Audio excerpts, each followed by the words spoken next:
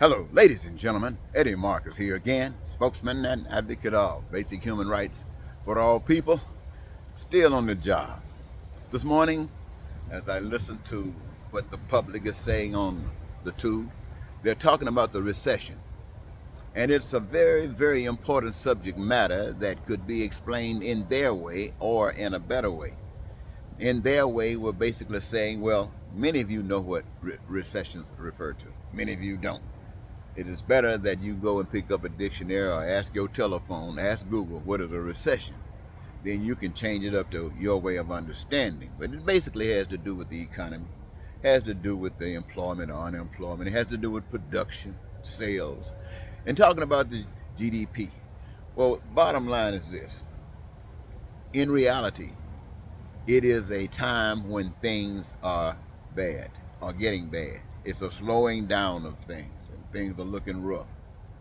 Look like the pain is going to come on a broad scale as opposed to spotty scales. Perhaps they say, like for instance, in different ghettos or races or areas. But now it's going to happen to anybody, white, black, Indian, whoever you are. You can be feeling this pain. It's not a depression, but it's a recession. This is one of these, as I say, one of these cancerous symptoms that happens in this particular capitalistic democracy. Now,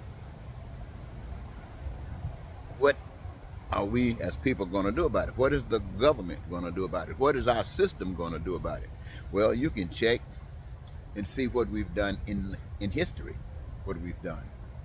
But what should we, or what would be a better way of approaching this matter? Now, I say when things are going to start looking rough and down, change the way we approach it, change the way we deal with it. When we start saying unemployment or whatever like this is the time to increase employment. You say, well, we got jobs available now that people won't take, so how are you gonna increase employment? Well, you make it more attractive. That's how you increase it. You make it more attractive.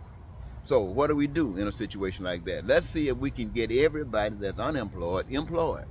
Let's give them the opportunity to choose what they would like to do best and apply for it. If they're not qualified, then perhaps if there's some qualifications that we can meet to get in these positions, or if not, find something that you can do because the benefits are fantastic. Now, we've gotten people involved.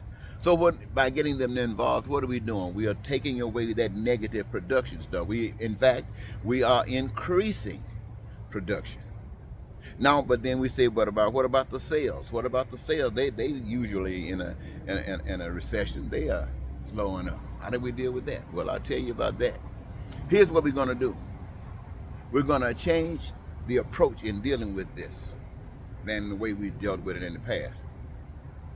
When we get a loan, when we get a debt, what happens? You know, $10,000, $1 million, nobody's transacting money, right? They're just in there typing something on a page.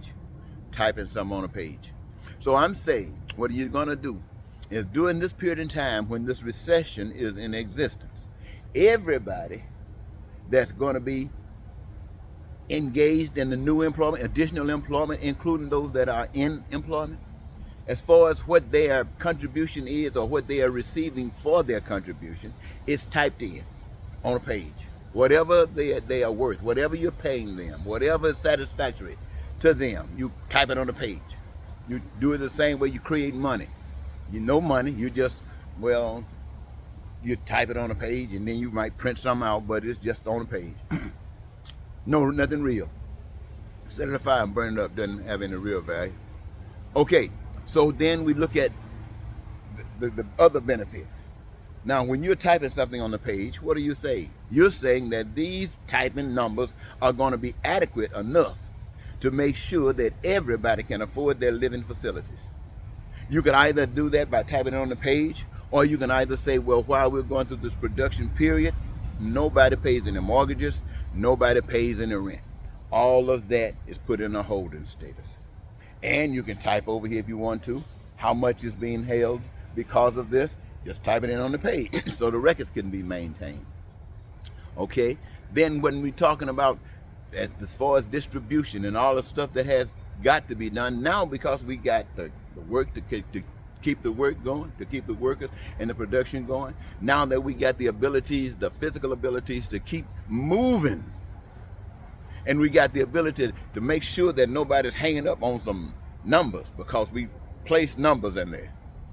So we can either cease this process when we get to that point in time when the recession has stopped. Or if it seems like the recession is not going to stop because of this way of implementing a system, then we can continue this system, because through this system, nobody is suffering. Everybody's engaged in the process. Everybody's benefiting with food, clothing, shelter, education, healthcare, whatever is happening during this period. You're going to school. You don't have to worry about any cost. You're teaching school. You don't have to worry about anything. Everything is covered during this period. During this period, everything is covered. And we might find out we don't need to go back to the old system, because now we have come up with a way where we don't have to be lying or cheating or stealing or trying to take advantage of anybody. We don't have to have hatred and racism and bigotry. We don't have to have any of that kind of stuff. But we can have peace and prosperity and freedom and joy, because now we're all doing something that we are proud of, and it qualifies us to be feeling okay, because we're not owing anybody anything but our respect.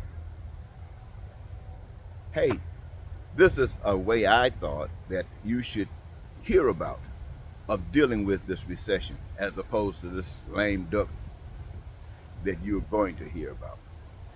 Thank you.